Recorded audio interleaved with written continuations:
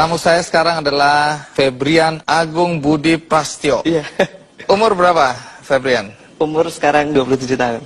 Di sini disebutkan Anda direktur utama sebuah perusahaan, kemudian komisaris di 9 perusahaan. Alhamdulillah. Luar biasa, padahal umur 27 tahun. Iya.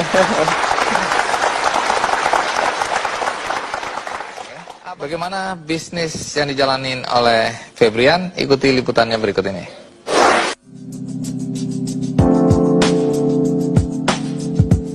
Febrian Agung Budi Prasetyo, seorang pria muda yang berusia 27 tahun ini merupakan pria kelahiran Solo yang dibesarkan dalam keluarga sederhana.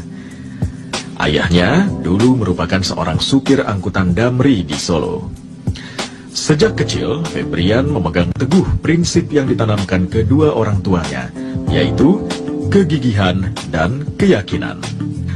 Dengan prinsip tersebut, telah mengantarkan Febrian untuk merantau dan menempuh pendidikan di Perguruan Tinggi Institut Teknologi Bandung ITB pada tahun 2002 di jurusan Teknik Kimia. Kesuksesan Febrian berawal ketika masih kuliah dan sudah memulai berbisnis kecil-kecilan dengan berjualan baju. Jatuh bangun sudah terbiasa. Tetapi pada penghujung tahun 2006, Febrian mulai menjajaki bisnis pulsa telepon. Berkat ketekunan dan keuletannya, bisnis pulsanya berkembang pesat hingga mengantarkan anak supir damri ini menjadi presiden direktur PT Duta Future International yang membawahi sekitar 500 karyawan. Hingga 2011 ini, bisnisnya telah meraup omset miliaran hingga triliunan rupiah setiap bulannya.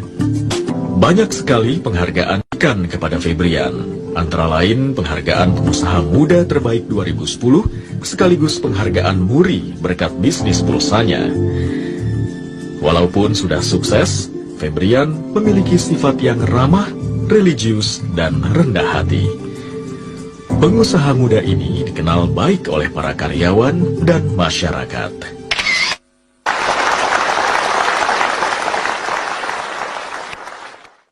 Tidak semua orang, terutama dalam usia muda, bisa sukses dalam berbisnis ya. Lalu apa yang membuat Febrian itu bisa sukses? Kalau saya bilang di sini yang jadi kunci itu adalah dreams, Pak. Saya bahkan sempat itu melakukan hal yang lucu, kalau boleh saya sharing nggak? Iya, boleh dong. Boleh ya. Jadi kalau kata beberapa buku yang saya baca, ada Berpikir dan Berjiwa Besar dan lain sebagainya, itu dia dikatakan bahwasanya kalau kita mau achieve sesuatu, kita harus benar-benar bisa meyakini, bahkan sampai merasakan. Nah, waktu itu tahun 2006 ya, saya belum punya apa-apa, motor 1 Mio juga nyicil, sampai mencicil. Nah, saya pengen banget ngerasain kalau punya duit 10 miliar tuh rasanya gimana gitu. Di dalam rekening, saat itu saya punya satu tabungan, cuma satu-satunya buku, ya, dan saldonya di situ cuma 300 atau 600 ribu, saya lupa saat itu, kecil Dan sedikit sekali. Bermimpi satu hari 10 M rasanya gimana Iya. gitu ya? Akhirnya apa yang saya lakukan? Saya tulis di buku tersebut 10.000.000.000 pakai bolpen. Padahal kosong itu ya. Akhirnya kalau di teller, wah diketawain sama tellernya. Ini maksudnya apa ini? Terus? Ya saya bilang ini adik saya apa ngerjain saya gitu. Padahal mimpi ya. Iya. Kalau kata orang bilang kan, kekuatan kita di pikiran itu sangat kuat ketika kita dalam alam-alam bawah sadar ya. Ketika kita mau bangun tidur atau kita mau tidur gitu kan. Jadi bangun tidur, saya lihat buku tabungan. Saya punya 10 miliar, yes. Itu memberikan power, Pak.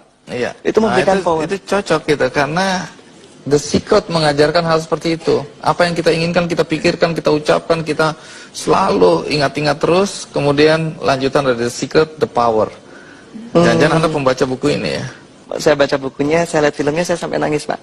Karena di situ dijelaskan kok mirip sekali yang saya lakukan, Pak.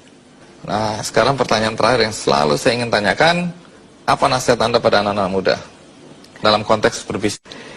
Untuk berbisnis seperti yang saya sampaikan tadi, yang paling penting adalah kita mau dulu. Mau dulu. Punya mau, kemudian dari kita mau tersebut bagaimana kita bisa membuatnya jadi satu dreams yang bulat gitu. Jadi mimpi yang Bulat, utuh gitu utuh. ya, yang Caranya pas. gimana? Pernah nggak kita semua mencoba untuk menuliskan dream kita? Nah, itu jarang, Pak. Jadi nulis saya umur sekian mau gimana, dan itu saya punya temen yang melakukan itu dan hasilnya luar biasa gitu.